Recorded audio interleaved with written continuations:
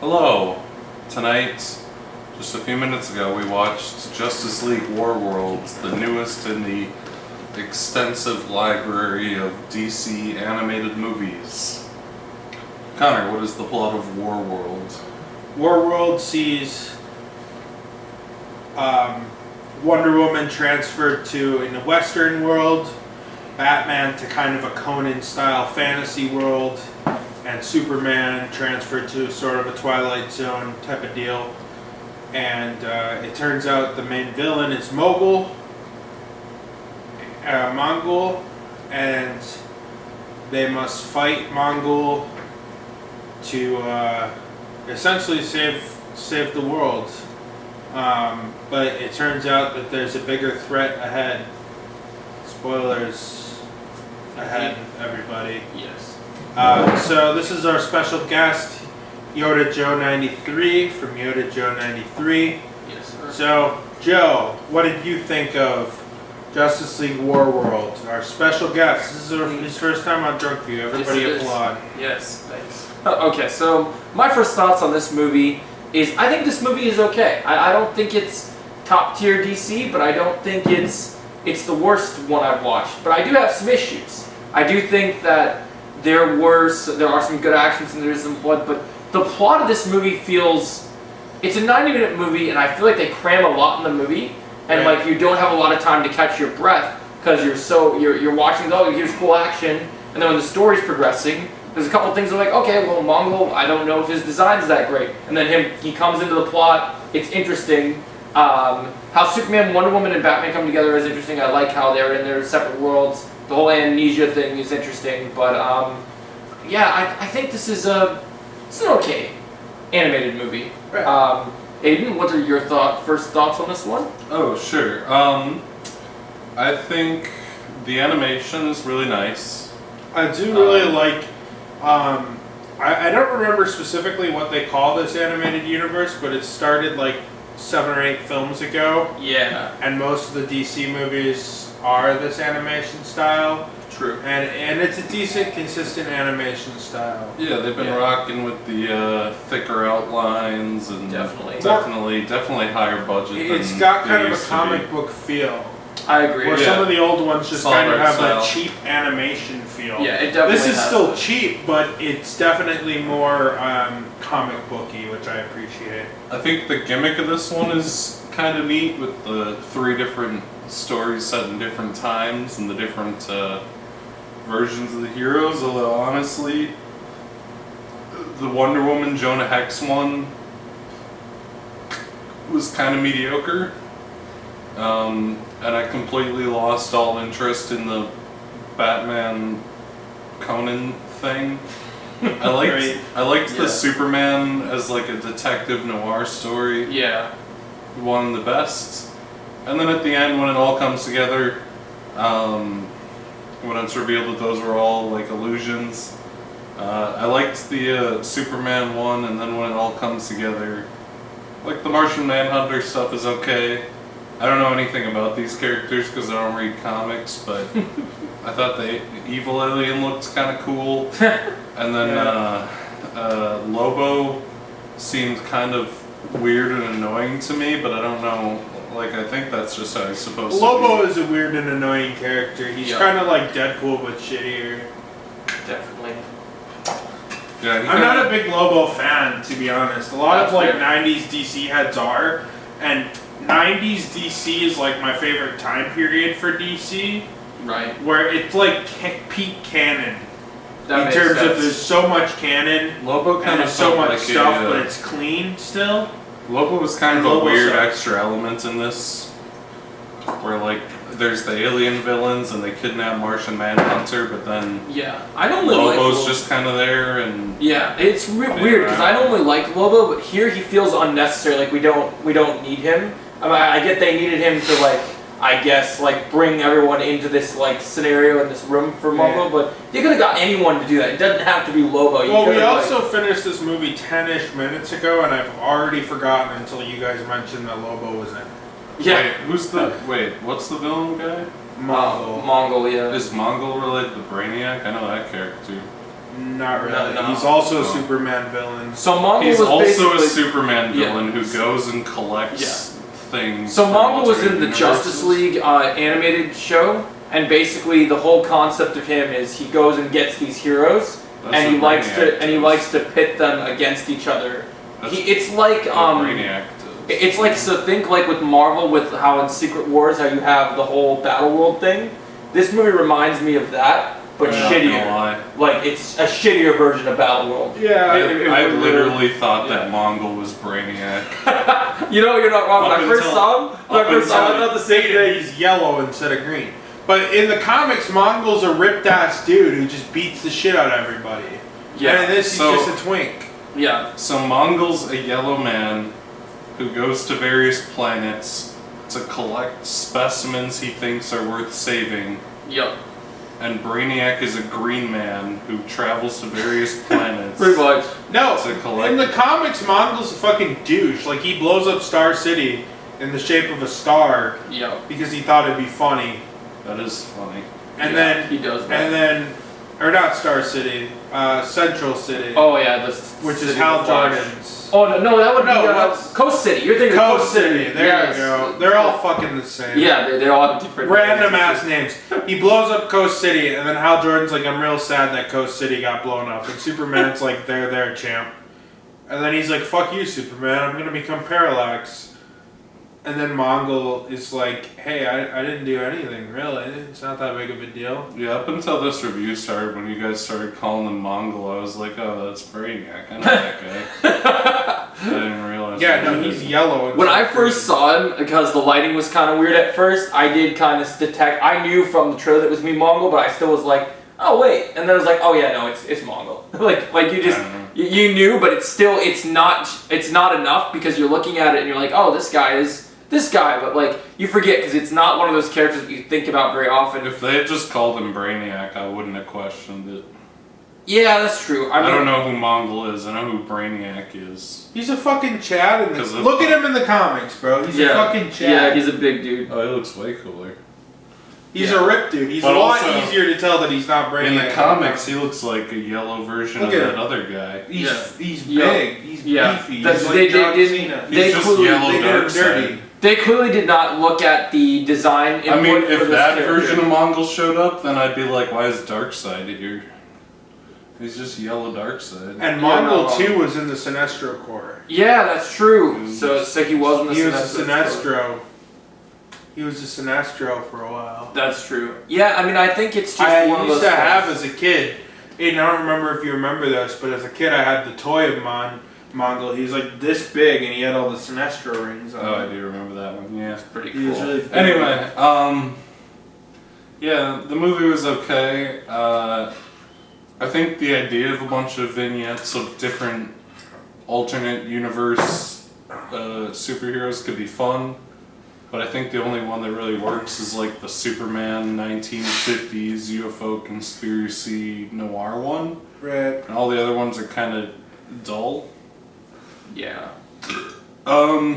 Yeah, I don't know. The ending stuff is decent enough. The art's good. And Connor, what'd you think of the movie? I didn't love it. I thought it was a little lame. I agree. Here's my problem. I like the end. I like the idea of the end. I thought each vignette was like cool, and then it overstayed its welcome. It has the same problem as The French Dispatch by Wes Anderson, where it's like, oh, this is a cool idea for a vignette, and then it's just not executed super well, and it gets boring. Like, I liked... My favorite personally was actually the Western Wonder Woman, because I'm a big fan of Westerns, but even that was kind of meh. And then the Superman one I found dull end to end, even though I liked the idea of like a Twilight Zone mystery. And I'm not a big fantasy guy, so I didn't love Batman's vignette either. So it fell short for me, man. Yeah, nothing really The really whole grabbed movie down. did. It just never grabbed me, which is my problem. I don't think it's a bad movie, like technically. Like the animation is great, the writing and voice acting is really good.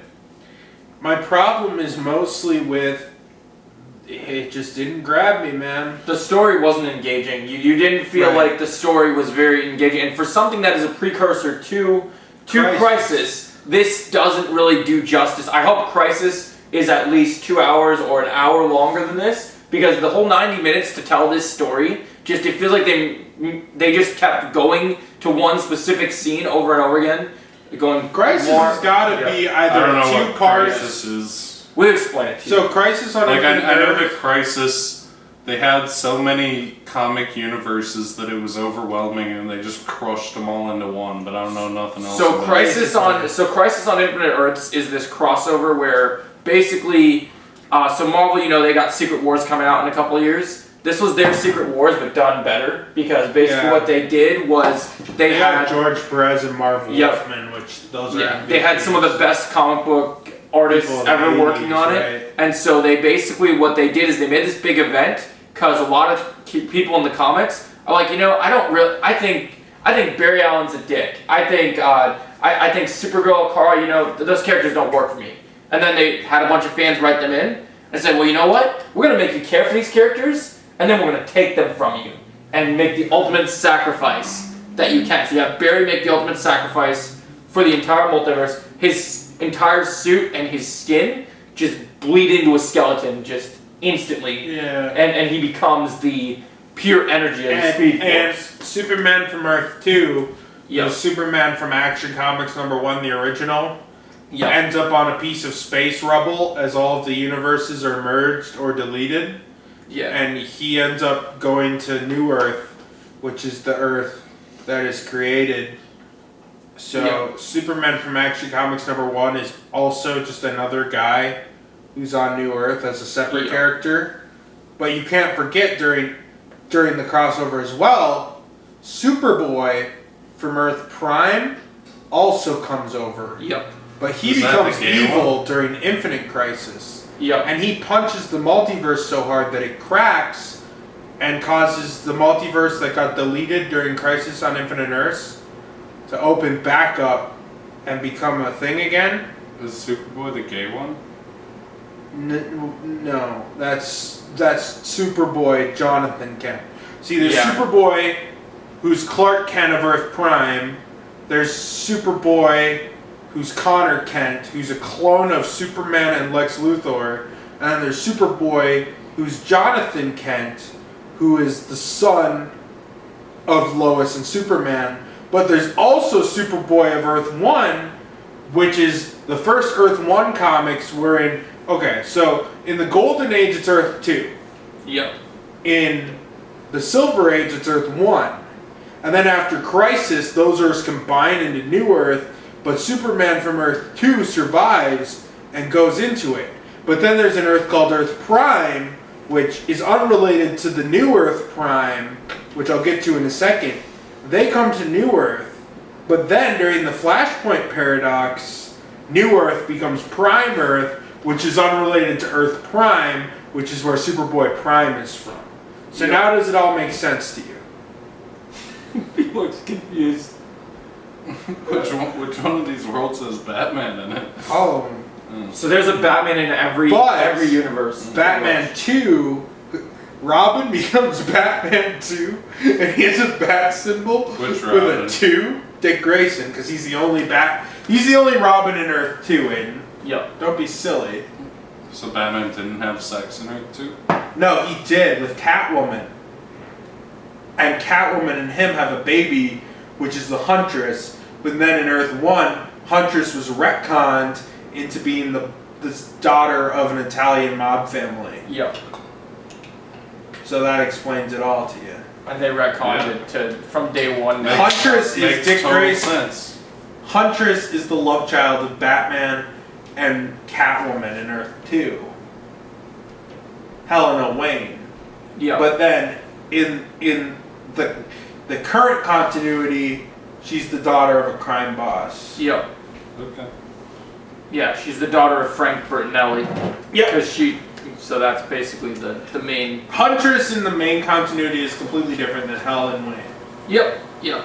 It's very different. So yeah. So now you understand Crisis, but like you'll understand more hopefully as more time goes Hopefully on. the movie's great and it explains it well. Yeah, that's the hope. Hopefully it digests for people like that are able to tell. I mean, I think with Crisis, like the hope for sure is that that Crisis is better than this, but also Crisis has to be because it's Crisis. If you fuck up Crisis, you're gonna make a lot of people angry. So it's like, it's not. Yeah. Yeah, it's definitely not. This movie is definitely like. The best way to point it is this movie is average. The best way to really put it is there's nice animation, there's some cool action, but you have seen in a lot of the other animated movies, the storylines are better, some of the action is better utilized, and here it's like we have our characters that were good, we have good voice cast, good continuation of this roster of DC characters that we've known for a long time, but here they're just kind of everyone's met.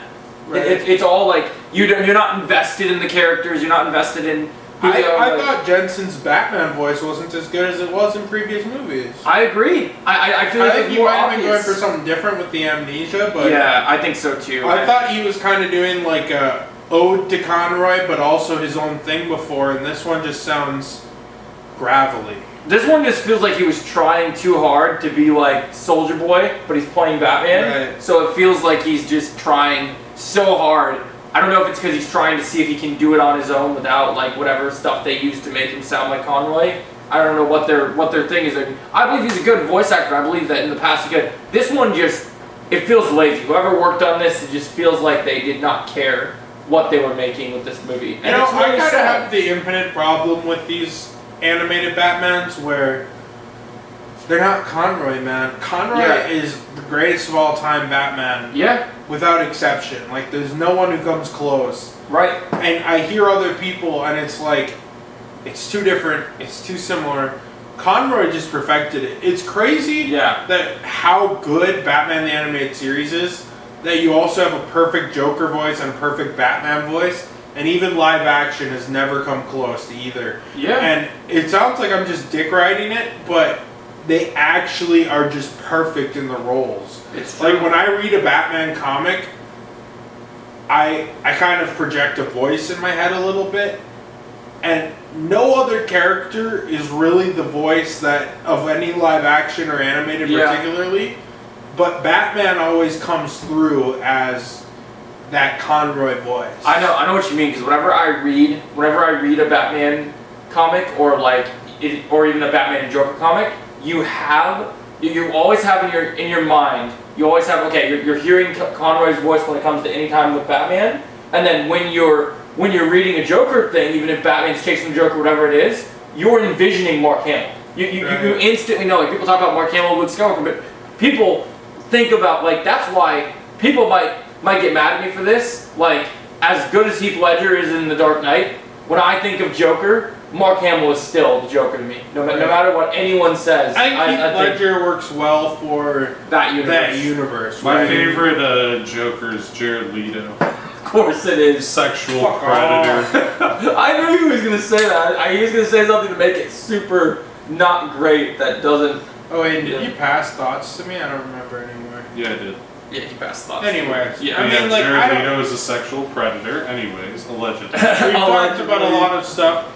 I think I'm going to take a second to shill me and Joe's podcast. It's the Joe and Connor Power Hour. It drops on both of our channels. Watch it, because this week we're talking about DC animated films. Not really this film, but like all sorts of DC movies. I agree, yeah. And the two that are announced, which... Once my iPhone for extra stuff. I think we save our thoughts on Watchmen and Crisis until we talk about it in the podcast. But, I agree. But, check it out. That'll probably come out before this. They'll probably both come out on the same day or within a day of each other. But if you're watching this and you didn't watch that, check that out too. We're working hard on the podcast. It's doing pretty okay so far. So absolutely, help us out, boys. Help us out. We need the boys. We need the boys out there to support the Joe and Connor Power Hour. Yes, sir. Anyways, Joe, would you recommend Justice League Warworld? I would not.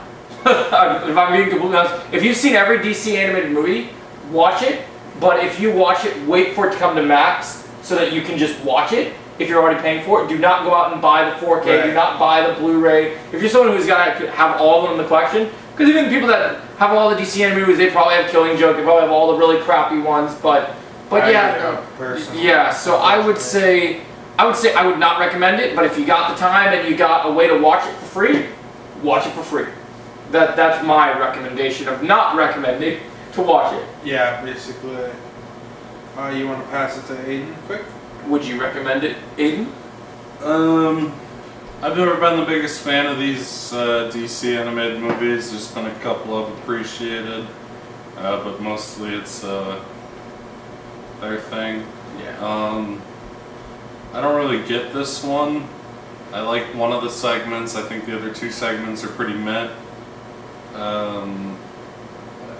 I guess that this is set up for the next thing, so if you're planning on watching the next thing, I guess I recommend it as like a HBO Max free thing, but I don't recommend it for people who aren't invested in the ongoing story of the Infinite Crisis or whatever the fuck is happening next.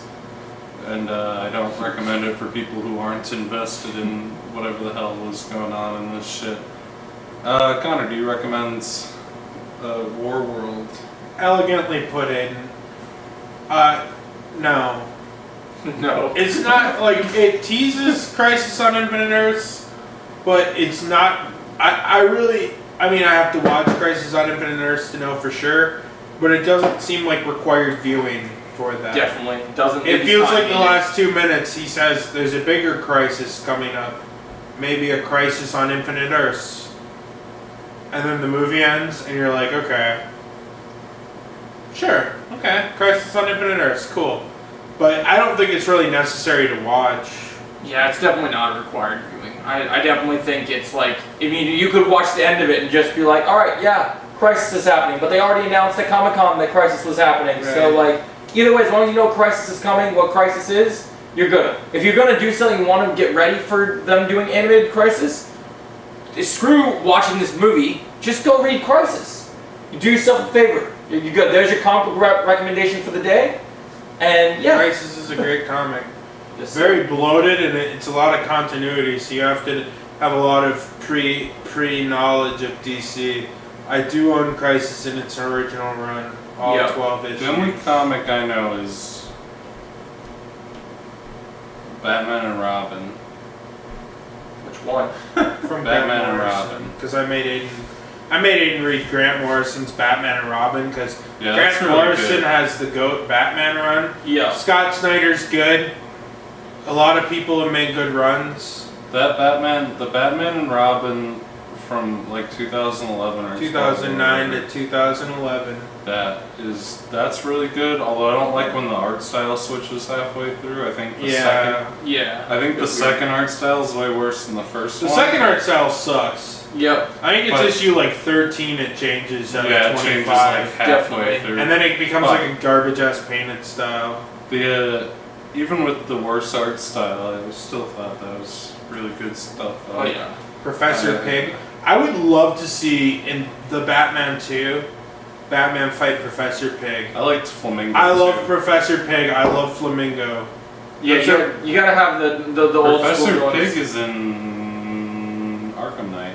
I think he Yeah. is. Yeah, He is. He's one of the side missions. Yeah, I've been replaying that game recently, so I definitely could agree with that. I liked that comic a lot. I've read some Moon Knight. You read some I've Marvel read comics? some. Huh. No, not really. I never really liked Marvel. I mean, I like some of the movies, Yeah, but that's I don't really like the comics. That's the sad thing is like you read Marvel and you're like, oh, I read Marvel, but it's like, or I know enough from the comics, and you read stuff. But how can you read the comics when everything that Marvel puts out just doesn't matter? I don't think I have relatively normal taste as far as the MCU goes, because my favorite one's Iron Man 3, and nobody likes that movie. That's Me fine. too. That's fine. Iron Man 3, Iron Man 3 is great. Yeah, I don't know why people hate it. It's sad people hate on it so much. I think it's just Because one of those it's kind things. of a real movie. Yeah. It's a real movie. They hate that it's not. They hate that it's not a Marvel movie. Yeah. They hate that it's not the format, but then they hate the format. So what do Marvel people want? Who knows? Whatever. It doesn't matter. I'm not a Marvel person. The only thing I would change about Iron Man 3 Is give us the real Mandarin. No, I No. don't. I don't know what Yeah. the Mandarin is. I don't. The want real it. Mandarin's cool. Yeah. They didn't even give us the real Mandarin with Shang-Chi. I don't. But want I the love real the Mandarin in that movie. I like love the, fake Mandarin. Fake Mandarin's Mandarin's good. funny. I think the scene where he rescues all the people from the plane is super cool, and that should have been the end of the movie. I think the only part of the movie I don't like is when they're on the oil rig and there's like 18 million Iron Mans flying around. Yeah. Although that part's still kind of like decent for the emotional stakes, but it's kind of stupid. That's true. Yeah. I wish- Reservoir Dogs on 4K. And also, That's a recommendation. I like Shane Black. I He's a recommend. good director. I recommend The Green Knight on 4K. No, I recommend Shane Black's. What's the movie called? Filmography. No. Well, yeah. but Lethal Weapon. no. Predators. Ryan Gosling. The Nice Guys. Yeah, that movie. That's a That was good right. movie. And that one's also set on Christmas, just like Every other Shane Black movie. pretty much. Yeah. every other- Watch the But love it. Iron Man 3 is also set on Christmas, It is. like the Nice Guys. And so is some of the Lethal Weapons. I think 2 is set on Christmas. The first one's not. I've only seen the first Lethal Weapon. They're all good, actually. I have the 4-pack. Yeah. Richard Donner produced, and Richard Donner directed Superman 1 and Superman 2, the Richard Donner cut. Yep. Anyway, I think that's enough about the animated whatever the hell's going on anymore. So, in conclusion, I don't recommend this movie. I recommend Batman and Robin, the guy who, the Flamingo, Grant Morrison. Grant Morrison. Yep. I recommend The Nice Guys and Shane Black's filmography. I kind of like The Predator. I know no one else does, but I think that I never movie's saw funny. it. I like when the twist of the movie is that the predators come to Earth to kidnap autistic people because autistic people are the next step in human evolution. Maybe. Is that not true? I don't know. It Does might it be. know? It could be. It's not a very good movie, but I enjoyed it. Do we have anything else? Are we done? I think we're done. Yep. Joe, do you have anything else to say? You're our special guest. Let's see. Yeah, I would definitely second, for sure. Don't recommend this movie, but I do recommend you read, if you're getting ready for Justice League Crisis on Infinite Earths, read Crisis. Great storyline. Another recommendation for you guys, if you're looking for, like, you got Ninja Turtles coming out, if you want a DC animated movie to watch and you're just kind of looking to kill some time, watch some Turtles versus Batman. That's Also- a fun one. Also, I recommend, there are 2 comics of the Batman and Ninja Turtles. I own both of them as graphic novels. I recommend you read those as well. Batman and Ninja Turtles, the guy who drew those, was on Red Letter Media. It's that guy, Freddie Prinze Jr. I know Freddie Prinze Jr. Anyways, Do you ever think about the why fact? don't you subscribe to Yoda Joe 93? He's Yes, sir. almost at 1,000 subscribers. Who's He's that at, guy who did almost Batman? 700? Yeah, I'm trying to get 700 right now, yeah. Let's get Joe up to 700. Come on, Yes, boys. sir. Who's that guy who did Batman? Don't be bitches. Yeah. Who's the guy that did what? Batman? Grant Morrison?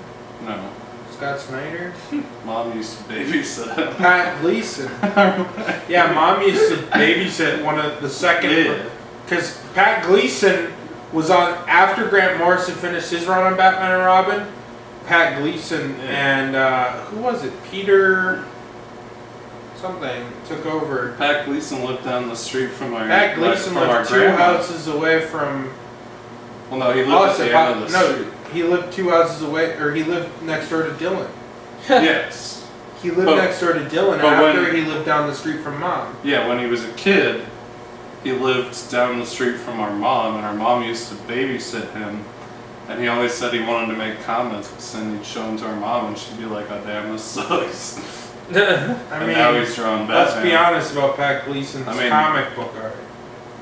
I'm not going to say anything directly because he gave me a free page of his original art, a Martian Manhunter page, which is really cool. But he's kind of shitty. Yeah, you take free shit, but I mean, if he give you shitty stuff, then... No, the art is good, but he's not one of my favorite artists. That makes sense. Other than the fact that my mom babysat him as a kid. Yeah, that makes sense. So It's kind of funny though. It is How funny. the world works. It's funny how the world works. You never know who you're gonna run into, who you meet. It's always fun when you get cool encounters. I've had a couple cool encounters that have been Dan pretty Jurgens crazy. is a great guy, the guy who created Apocalypse. Anyways, we're done with this video. Watch our fucking podcast. Yes, sir.